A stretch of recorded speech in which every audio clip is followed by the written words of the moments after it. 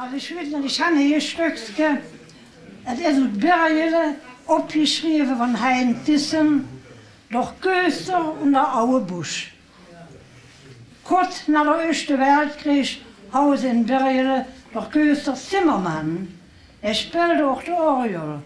Und in diesem Jahr musste er auch eine Blasewald getrieben werden. Und das ging der Auebusch. Er wurde Jahresblend. Tussen die twee Jahre erg duks knatsch und knabbern.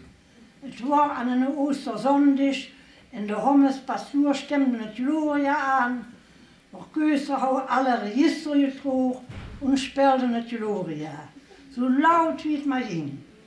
Da musste der Auebusch auch ans Feste der Blasewelt strehen.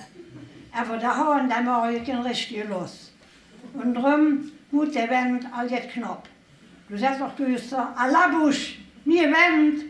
Du sagst doch, Busch, du hast Wind genug. Und tut gemütlich wieder. Und mit der Wind wurde es nicht besser.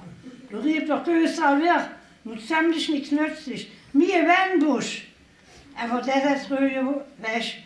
Du musst Wind genug haben.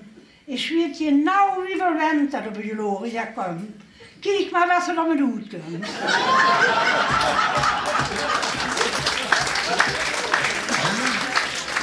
Und jetzt noch ein kleines Stück auch von die zwei.